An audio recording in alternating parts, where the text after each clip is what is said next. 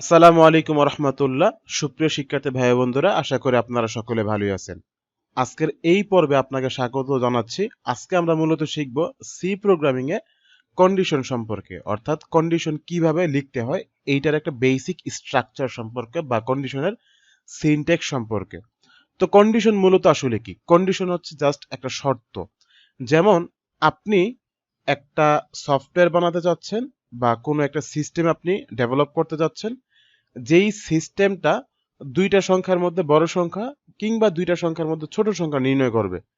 এখন আপনার করণীয় কি? আপনার করণীয় হচ্ছে ওই দুইটা সংখ্যার মধ্যে, জাস্ট ওই দুইটা সংখ্যার মধ্যে আপনি যে মানে একটা কন্ডিশন দিবেন যে এইটা কি এই সংখ্যা থেকে বড় কিনা। সো যদি বড় হয় তাহলে জাস্ট বলে দিবেন যে বড়, আর যদি ছোট হয় তাহলে বলে দিবেন ছোট। এই যে যে এইটা এইটার থেকে এমন কিনা, জাস্ট একটা শর্ত জুড়ে দেওয়া। সো এর জন্য আমরা যেই কাজটা করবো, একদম ফার্স্টে লিখবো ইফ। সো এই ইফের ভিতরে আমরা একটা ফার্স্ট ব্রেকেট দিলাম। এই ফার্স্ট ব্রেকেটের ভিতরে আমরা আমাদের টার্গেটেড কন্ডিশনটা দিয়ে দিব আর কি। সো এই কন্ডিশনটা যদি আমাদের এক্সিস্ট করে তাহলে আমরা কি করব? আমরা এই কন্ডিশনের ভিতরে আমরা আমাদের যত স্টেটমেন্ট আছে এই স্টেটমেন্টগুলিকে আমরা লিখব। অর্থাৎ এই হচ্ছে আমাদের স্টেটমেন্ট। স্টেটমেন্ট বলতে যে যদি এই কন্ডিশনটা আমাদের এগ্রি হয় বা কন্ডিশনটা যদি আমাদের মেনে চলে, তাহলে আমরা মানে কি কি কাজ করার এইটাকে এই ভিতরে লিখবো, এই সেকেন্ড ব্র্যাকেট বা কার্লি ব্রেসেসের ভিতরে। এই কার্লি ব্রেসেসটা না দিলেও প্রবলেম নাই, বাট দেওয়াটা একটা স্ট্যান্ডার্ড প্র্যাকটিস। ওকে, সো এই যে আপনি যদি হচ্ছে ফার্স্টের শর্তটা না মানে তাহলে কি?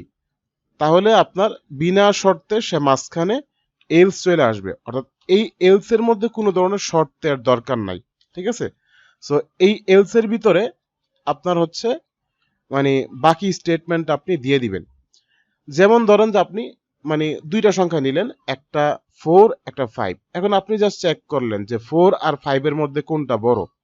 তো এমন যদি হয় যে হচ্ছে 4 বড়, তাহলে তো সে ইফের মধ্যে থেকেই 4টাকে প্রিন্ট করবে।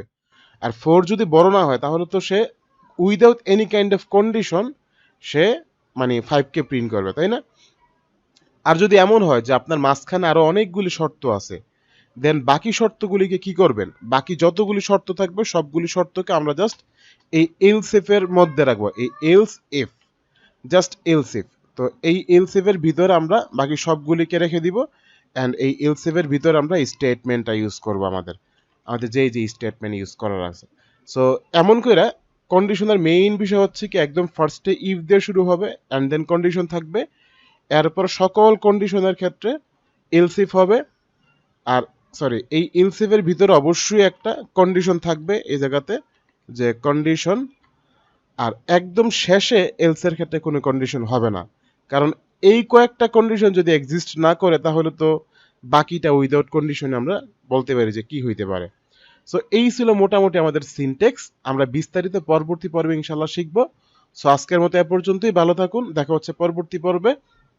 সেই পর্যন্ত শুভকামনা রইল। আর আপনি যদি আমাদের চ্যানেলে নতুন হয়ে থাকুন তবে চ্যানেলটিকে এখনই সাবস্ক্রাইব করে ফেলুন এবং লাইক কমেন্ট করে পাশে থাকুন। আপনার প্রতিটি লাইক কমেন্ট আমাদেরকে অনেক মোটিভেট করে পরবর্তীতে আরও নতুন নতুন ভিডিও তৈরি করতে।